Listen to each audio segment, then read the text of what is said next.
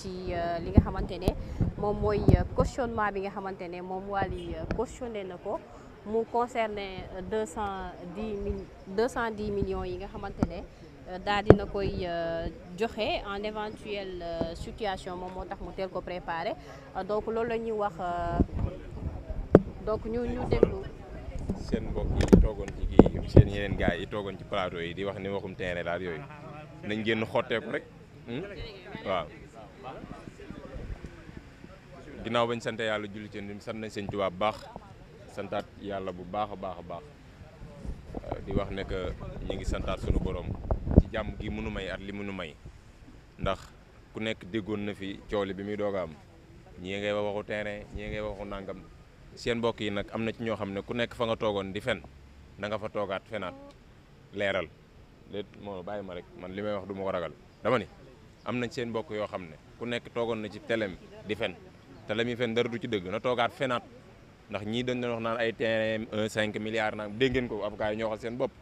kon sawaay li ñu koy toppee mooy 210 millions yoo xam ne concerne ko ci benn oto bu mu jaay doomu président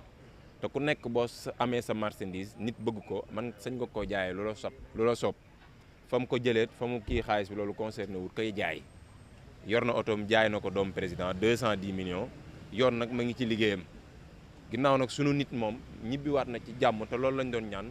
sunu borom ñu ngi koy ci santaat bu wér a wér di santaat yàlla ci loolee donc ñoo ngi rafetlu bu baax yenn journalistes yi def nañ ci liggéey bu mucc ayib ñoo ngi rafetlu loolu waaye am na ci ñoo xam ne def nañ ci liggéey bu ñaaw ñoo ngi koy ñaawlu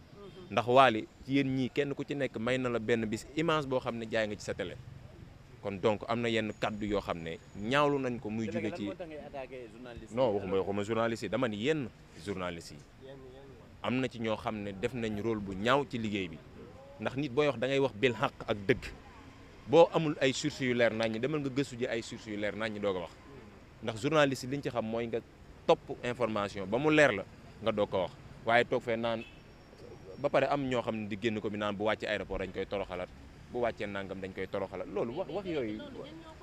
non loolu ñi ko wax xam nañ ko dama ci dul wax comprendre nga mais tey am na loo xam ne lu ku mel ne Wally séntu wuñ kàddu yooyu foofu ci moom ndax Wally at lu mu mën di demee am na lu mu liggéey ci réew mi kon kooku naka lay wàcc aéroport ñu koy toroxal te yàlla àtte na wàcc na aéroport dem na këram toog woo nañ ko ñëw na wuy si dem ñibbiwaat où est le problème voilà non loolu dinañ ci jublu incha allah dinañ ci baax te loolu nag waaw loolu du ci dëgg ñooñu ñooy fen waaw ñooñu ko jegee di wax loolu ay fenkat lañ jaajëf du noonu parce que aussi bu ñu waxee yenn journalistes yi wala yenn nit yi gis nañ fi ñoo xamante ne dañ daan ànd ak Wally Ballago Seck ñoom génn nañ xam le ne mandat d'arrêt international la am alors que amul mandat d'arrêt international et je pense que am na ay journalistes yu taxaw leeral ko donc bu ñu taxawee aussi di wax nañuy maîtriser lu ñuy wax wala ñu wax tamit ñan ñooy wax loolu c'est important à le dire donc loolu laa bëggoon indi comme ay leeral xam naa ni dañuy tëj très rapidement ndaxte ki nga xamante ne moom mooy avocat Wally yi wax nañ ba pare dégg ngeen kàddu yi nga xamante ne yëkkati nañ ko donc lii lañ leen doon toppal tey pour mu leer kii di Wally Ballago Seck nag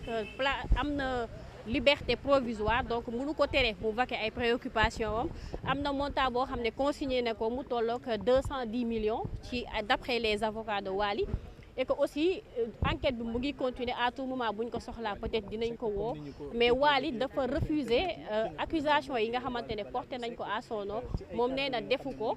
te jàppul ne aussi dinañ ko ci toppee ba am ci li nga xamante ne nii moom lañ ko ci mën a taxal donc li nga xamante ne nag moom lañ leen mën a wax ci gàttal dossier bi nga xam ne moo ko concerné woon lu jëm ci wàllu transaction diggante jaayum oto bi nga xamante ne kii di Amadou Sall di doomu président Macky Sall ñoom ñaar ñoom ñoo ko sekkoon loolu moo waral tey pôle judiciaire financière woolu ko mu ñëw ñu déglu ko may nañ ko liberté provisoire dem na këram déposé na benn somme 210 millions yoo xam ne actuellement def na ko comme cautionnement en attendant ñuy xaar fan la wànnante di mujjee ki gëtëm